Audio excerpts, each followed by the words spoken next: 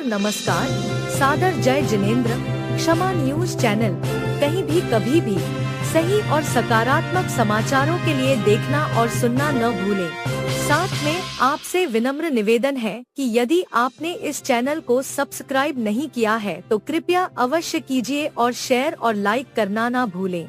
हम सभी को आने वाले समय में प्रतिमा विज्ञान के शिविर के माध्यम से मिलती रहे, ऐसी भावना करती हूँ।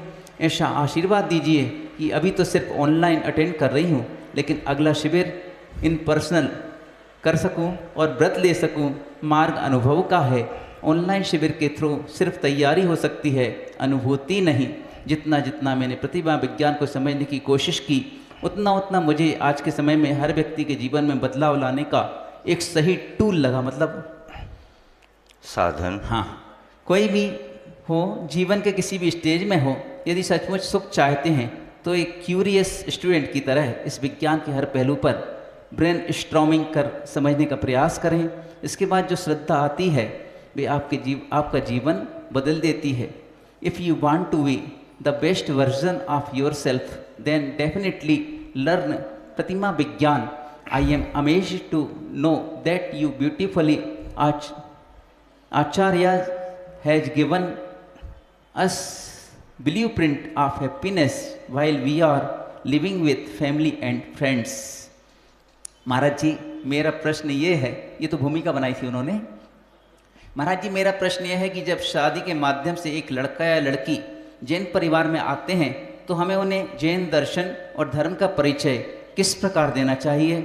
आने वाला जैन या नॉन जैन हो सकता है। यदि फैमिली में संस्कार हो तो आने वाला जैनिज्म जानने में इंटरेस्टेड होता है। जैसे जब आप सब ने आचार्य जी के घर यानी कि गुरुकुल में प्रवेश पाया था तो सभी को गुरुकुल ने शिक्षित किया, गुरुवर ने शिक्षित किया, वैसे ही आप गृहस्थ जीवन में प्रवेश के समय क्या शिक्षा देना आवश्यक समझते हैं? दूसरा प्रश्न हो रहा है महाराज श्री, पंडितों के लिखे साहित्य या उपदेश या प्रवचन में और आचार्य के लिखे ग्रंथों उपदेश प्रवचन में क्या अंतर है? विषय तो दोनों में एक सा है।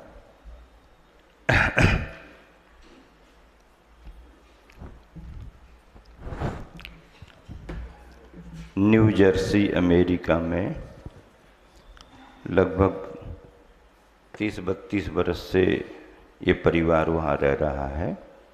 गुरुवर आचार्य श्री का अनन्य भक्त परिवार है। स्वाध्यायी श्राविका डॉक्टर मनीषा जैन पूछ रही हैं कि अगर किसी परिवार में कोई भी युवाजन, चाहे वो जैन हो या कोई नॉन जैन्स से जैन परिवार में आ रहे हों, तो उन्हें जैनिज्म का संस्कार किस रूप में देना चाहिए? इसमें बहुत सावधानी रखना पड़ती है, क्योंकि जैन बंधु जब प्रवेश करते हैं तो उन्हें संस्कारित करने में आसानी होती है, क्योंकि विरासत में वो पैदाइशी कुछ संस्कार लेकर के आते हैं। अगर कोई नॉन जैन्स बालिका या समझ लीजिए कि नॉन जैन्स बालिका आ रही है तो उसमें ये देखना पड़ता है कि किस कास्ट से है, उसकी स्थिति क्या है, वेज परिवार है, नॉन वेजी परिवार है। तो इन सबको देख करके अगर आ ही रहे हैं, वो हमारी सहमति नहीं है, परिवार की भी मजबूरी है, नए बच्चे अपने डिसीजन सेल्फ लेते हैं, माता पिता कभी कभी बहुत मजबूर हो जाते हैं। तो ऐसे समय में अब अगर वो गुरु के पास आ गए तो गुरु क्या करें? तो आ ही गए हैं तो उन्हें सबसे पहले तो शाकाहार का संस्कार देंगे।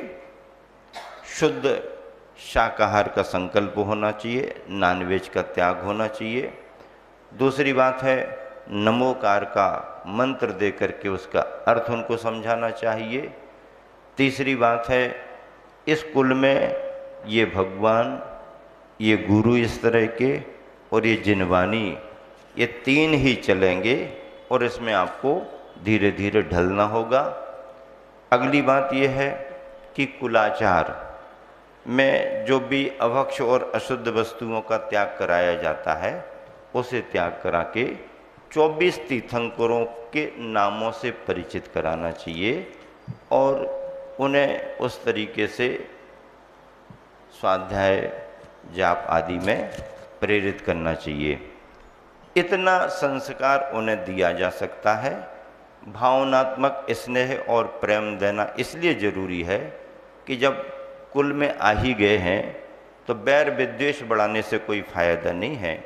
परिवार जैसा चलेगा वो जाने, पर गुरु के पास आए हैं तो कृपा और करुणा करके इनका पुण्य बढ़े, अशुभ कर्म टले और इस भाव में भले वो डायरेक्ट आहार दान पूजन आदि का या कुछ भी लाभ उतना न ले पाएँ, पर इनका पुण्य ऐसा बढ़े कि भव भवांतर में उनको जैन कुल ही मिले। इस भावना से संस्कारित करना चाहिए, प्रेरित भी करना चाहिए और उसके आत्म परिणामों का निरीक्षण परीक्षण करके और धीरे धीरे उसे ढालना चाहिए। जो ढलने योग्य कुल है, ढलने योग्य कम्युनिटी है, ढलने योग्य समुदाय के हैं, ढलने योग्य जाति है, उसे हम तुरंत ढाल सकते हैं उच्च वर्णी को। लेकिन दूसरी वर्ण से अगर निम्न वर्ण से आई तो थोड़ी दूरी बना करके काम करना पड़ता है। दूसरा प्रश्न है कि पंडितों के विद्वानों के लिखे गए शास्त्रों में और मुनि आचार्यों के लिखे गए शास्त्रों में क्या अंतर है।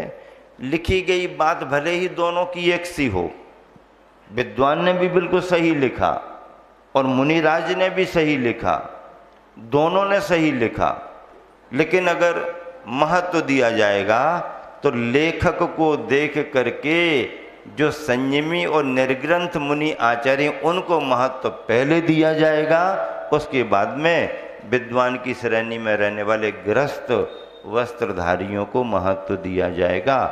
कभी कभी ऐसा होता है कि विद्वान की लेखनी भी कुछ अपने तरीके से व्याख्या कर देती है, तो उसको समझना जरूरी है सावधानी से। कभी कभी मुनि महाराजों की व्याख्या भी कुछ अलग ट्रैक पर चली जाती है, तो उस व्याख्या से भी हमें सावधानी रखना पड़ेगी। जो जैनागम सम्मत बात है, जो जैन सिद्धांत की पुष्टि करते हैं, ऐसे कथन को, ऐसे लेखन को चाहे मुनि महाराज लिखें चाहे विद्वान लिखे, जिनवानी है, जिनवानी मान करके पढ़नी चाहिए। हाँ, लेखक और रचयिता की दृष्टि से अगर वीतरागी आचार्य उपाध्याय साधु हैं तो उनके लेखन में बहुमान बहुत ज़्यादा रहता है। यही आशीर्वाद है। और वो भाव भा रहे हैं कि ये तो अभी ऑनलाइन शिविर में हम जुड़ रहे हैं और ऐसे सम्मिलित हों, तो ये भाव भी उनके आगे पूरे हों। मैं समझता हूँ, देखो अपने देश में रह कर के तो धर्म ध्यान फिर भी आसान हो जाता है। जो इतने दूर विदेशों में रह कर के भी अपने उस जन्म के संस्कार को आज तक बनाए हुए हैं, ये उनका बहुत बड़ा पुरुषार्थ है। विदेशों में रह कर के देव सास गुरु से जुड़े रहना और अपने गुरु का स्मरण करते रहना, खान पान में शुद्धि और सादगी बनाए रखना, स्वाध्याय करना, ये बहुत बड़ा उनका अपना पुण्य पुरुषार्थ है। जैन बालिकाएं बाहर जो जाती हैं, तो क्या उनके परिवार ने, जो बालिकाएं गई हैं बाहर, उनके माता पिता ने उनको फिर बाद में स्वीकारना चाहिए क्या? देखो, कोई अपने यहाँ आ रही है तो उसकी स्थिति देख करके वर्ण लाभ लिया जा सकता है, और अगर आकर के उसने परिवार को बिगाड़ दिया तो वर्ण संकर का दोष हो गया। मूक माटी का पहला अध्याय इसी थीम पर आधारित है। दूसरी बात है, अपनी बालिका चली गई तो हमारी एक बालिका नहीं गई, बल्कि एक पूरा का पूरा कुल कुटुंब चला गया, वंश चला गया। तो जाने के बाद तो अब हमारे हाथ में है ही नहीं कि हम नमोकार सुनाएं कि ये करें कि वो करें। जो आया है उसके बारे में प्रश्न है, जो गया वो तो गया। अब लौट करके अगर कभी आता है तो फिर उस जीव के प्रति कुछ न कुछ तो भाव बना करके रखना पड़ेगा कि सुबह का भूला शाम को भी कभी लौट करके आ जाए। लौट के आ जाए तो अच्छी बात है, लेकिन उसको किस रूप में स्वीकार करेंगे, क्या स्थान उसको मिलेगा, ये बात की बात है।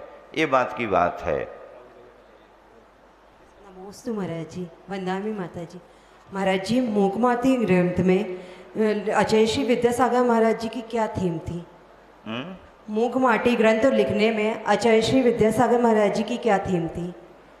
मूक माटी ग्रंथ लिखने में गुरुवर आचार्य श्री की क्या थीम थी, ये सतना की बालिकाएं पूछ रही हैं।